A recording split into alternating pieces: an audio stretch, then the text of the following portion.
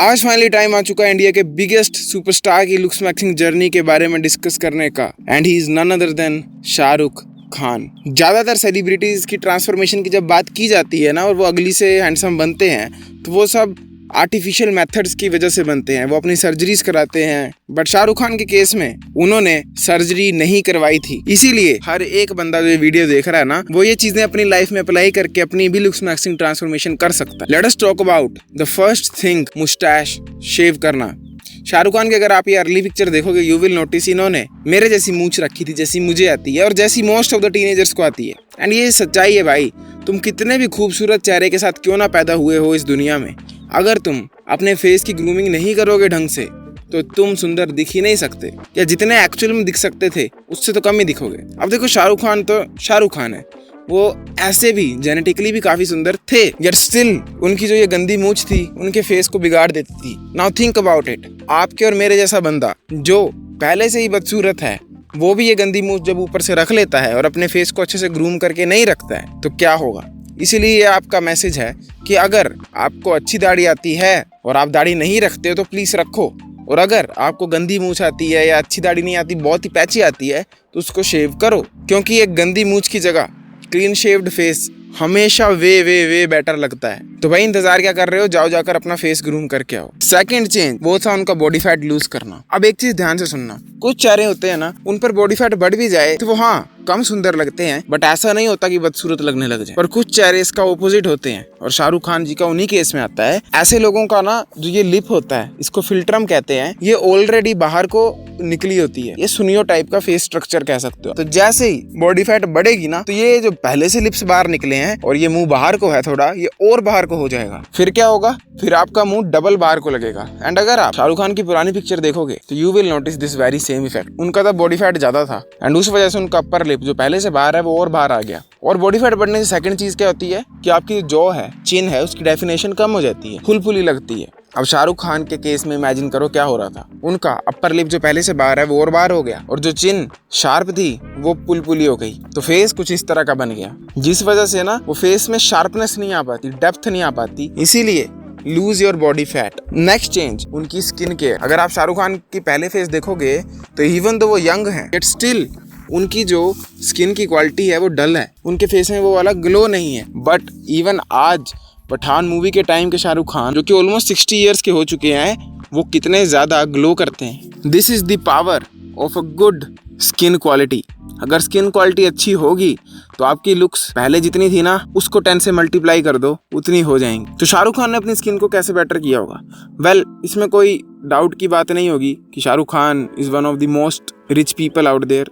और जब कोई अमीर होता है तो क्या होता है साथ में? वेल, वो अपने खाने पर अच्छे से खर्चा करता है, वो फ्रूट्स ज्यादा खाता है। विराट कोहली जैसे लोग तो पानी भी अब्रोड से मंगाते हैं, उसको पीते हैं। तो आप लोग क्या कर सकते हो? ऑब्वियसली आपके पास इतना रोकड़ा तो होगा नहीं कि आप शाहरुख खान जितनी चीज़ें स्पेंड कर सको, या उनके जैसा डाइट प्लान या कुक हायर करो। आपकी औकात में जितना पॉसिबल है उतना कर सकते हो। आप गाजरें खा सकते हो, फल फ्रूट डेली एक बाउल भर के खा सकते हो, जितना हो सके उतना साफ पानी पी सकते हो, पोल्यूशन से दूर रह सकते हो, और अपने फेस की केयर कर सकते हो, स्किन की केयर कर सकते हो प्रोडक्ट्स यूज़ करके।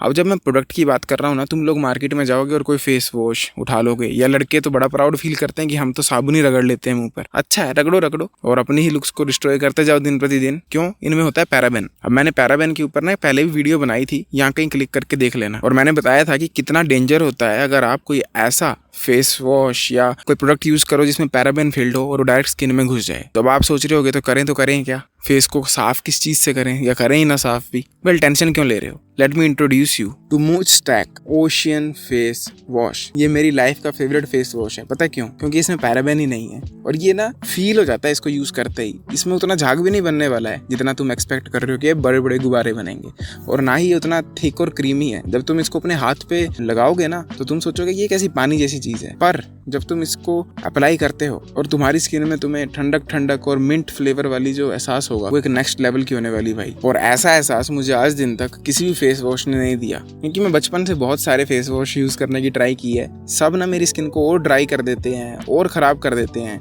एंड उनमें एक कॉमन चीज होती है, 2 दिन के लिए बड़ा ग्लो आता है ना, तीसरे दिन एकदम ही ग्लो गायब हो जाता है और डल हो जाती है स्किन और ब्लैक हेड आते हैं। बट ये वाला फेस वॉश मैं लास्ट 15 दिन से नॉन स्टॉप यूज कर रहा हूँ and I love every second of this face wash. First of all इसमें पैराबेन नहीं है, सेकंड ये बहुत ही हाइड्रेटिंग है स्किन के लिए, क्योंकि इसमें मुलेठी भी डली हुई है, जिससे ना मेरे फेस में एक डिफरेंट टाइप का ग्लो आया है। एंड ये मैं सिर्फ अपनी तारीफ खुद नहीं कर रहा हूँ, अगर आप मेरे रीसेंट वीडियोस के कमेंट देखोगे यू विल नोटिस कि हाँ ये सही बात है। कितने सारे लोग ये कमेंट कर रहे हैं कि भाई फेस पर क्या लगा रहे हो, स्किन ज्यादा ग्लो कर रही है। नॉट ओनली दैट, लोग तो मुझे ये भी कह रहे हैं कि मैं फिल्टर यूज करता हूँ वीडियो में। सो आई थिंक ये इनफ प्रूफ होगा कि ये कितना ज्यादा ब्राइट करता है फेस। मेरे ना यहाँ नाक की लाइन बनती है एक, क्योंकि वहां पर ऑयल जो है वो जम जाता है। आज दिन तक मुझे उसका इलाज नहीं मिला और मैं बार बार जब भी सैलून में बाल कटाने जाता था तो फेशियल कराता था। जब से मैंने ये फेस वॉश लिया है मेरे को वो प्रॉब्लम ऑलमोस्ट नॉन एग्जिस्टेंट हो गई है। पता क्यों? क्योंकि इसमें सैलिसिलिक एसिड है जो कि ना ही पिंपल और एक्ने को रिड्यूस करता है, थैंकफुली मुझे वो कभी हुए भी नहीं, बट जो चीज मुझे थी उसको ये बहुत अच्छे से फिक्स करता है, वो है फेस से ऑयल को रिमूव करना। और ये मैं अकेला नहीं बोल रहा हूँ, इस फेस वॉश को 1.5 लाख से ज्यादा रिव्यू मिले हैं फ्लिपकार्ट के ऊपर। एंड जब मैंने ये 2 बोतलों का कॉम्बो एक साथ खरीदा तो मुझे दोनों बोतलें 150 की पड़ी। तो अगर आप भी अपनी स्किन को शाहरुख खान की तरह ग्लो कराना चाहते हो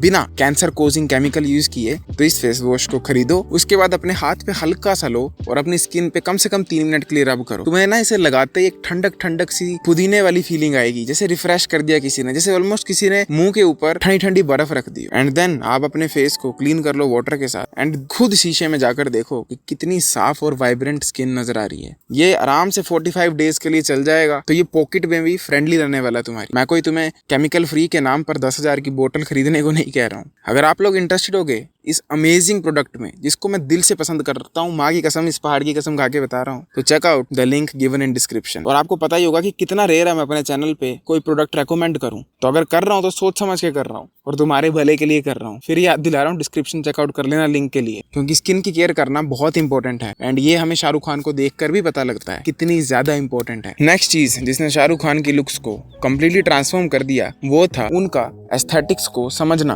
देखो शाहरुख खान को अगर आप देखोगे ना, you will analyse one thing very clearly कि वो बहुत स्मार्ट है अपनी लुक्स, अपनी फ्रेग्रेंस वगैरह को लेकर, क्योंकि इट इज बिलीव्ड कि शाहरुख खान का जो बॉडी ऑर्डर है ना वो वन ऑफ द बेस्ट है इंडस्ट्री में। हर बंदा उनके परफ्यूम की तारीफ करता है और उनसे पूछता है कि how do you smell so good. There's one thing about Shahrukh, he smells like amazing, amazing. इनमें से कोई भी नहीं, मतलब कि इतना गुड कि मैंने पूजा से एक दिन जाकर पूछा था what cologne does he use? So this proves कि वो लुक्स मैक्सिंग के किंग समझ लो, बादशाह समझ लो। उनको बहुत इंटरेस्ट होगा इन चीजों में, एस्थेटिक्स वगैरह में, इसीलिए आपको वो कभी भी अपने परफेक्ट हेयर स्टाइल को खराब करता हुआ नहीं दिखेंगे। हाँ, किसी मूवी में गंजे वंजे हो गए वो जवान जैसी में तो कोई बात नहीं, वो अलग है, पर इन रियल लाइफ वो कभी भी एकदम से ऐसे कुक्कड़ बने हुए यहाँ तक मशीन मारी हुई हेयर स्टाइल में नहीं दिखने वाले। वो आपको सिंपल मैजेस्टिक लुकिंग हेयर्स में दिखेंगे, जिसकी अलग अलग वेरिएशंस वो टाइम टू टाइम ट्राई करते रहते हैं। कभी इतने लंबे कर लेंगे, कभी इतने लंबे कर लेंगे, कभी बिल्कुल छोटे कर लेंगे, बट एक चीज कांस्टेंट है कि वो कैंची वाली कटिंग कराते हैं। अगर आपने मेरी पिछली वीडियो देखी है तो आपको पता होगा हेयर स्टाइल कोई अच्छा बुरा नहीं होता, सबके लिए डिफरेंट अच्छा लगता है। बस ये है कि शाहरुख खान को इतनी समझ है, या उनके पास जो डिजाइनर्स होंगे, हेयर स्टाइलिस्ट होंगे, उनको इतनी समझ है कि उनके ऊपर क्या जचने वाला है, इसलिए वो अपने इतने प्यारे हेयर कट को कभी ना खिलवाड़ करके खराब नहीं करते। एक बार उन्होंने गंदा हेयर स्टाइल रखा था, पर वो भी मुझे लगता है आप लोगों को बड़ा अच्छा लगेगा। वो था रावण मूवी में, जिसमें उन्होंने खड़े खड़े बाल रखे थे। उनको बिल्कुल साफ साफ पता है कि उन पर क्या जचने वाला है एंड वो वही हेयर स्टाइल रखते हैं, कोई छेड़ाछाड़ी कभी नहीं करते हैं। एंड यहीं से एक लाइन याद आती है, don't fix what's not broken. आपने कभी देखा शाहरुख खान ने बल्क करने की कोशिश की हो? मसल बनाते हैं, वो सब करते हैं, रिप्ड भी हो जाते हैं, पर कभी बल्क करने के आपने देखा कोशिश की हो? क्या वो नहीं कर सकते? ऑब्वियसली कर सकते हैं। वो चाहें तो जॉन अब्राहम की तरह मास मॉन्स्टर इजीली बन सकते हैं, बट वो कभी ऐसा करते नहीं दिखेंगे। Same goes for their hairs, same for clothing. कभी रणवीर सिंह की तरह आपको वो दिखे डिफरेंट क्लोथिंग अपैरल्स पहनते हुए नहीं दिखेंगे, क्योंकि उनको पता है उनके ऊपर क्या जचता है और वो उसी की डिफरेंट वेरिएशंस ट्राई करते हैं। हेयर कट की भी डिफरेंट वेरिएशंस, बॉडी मास की भी, कभी थोड़ा सा ज्यादा मसल पुट ऑन करेंगे, कभी स्किनी रहेंगे, कभी स्किनी फैट हो जाएंगे।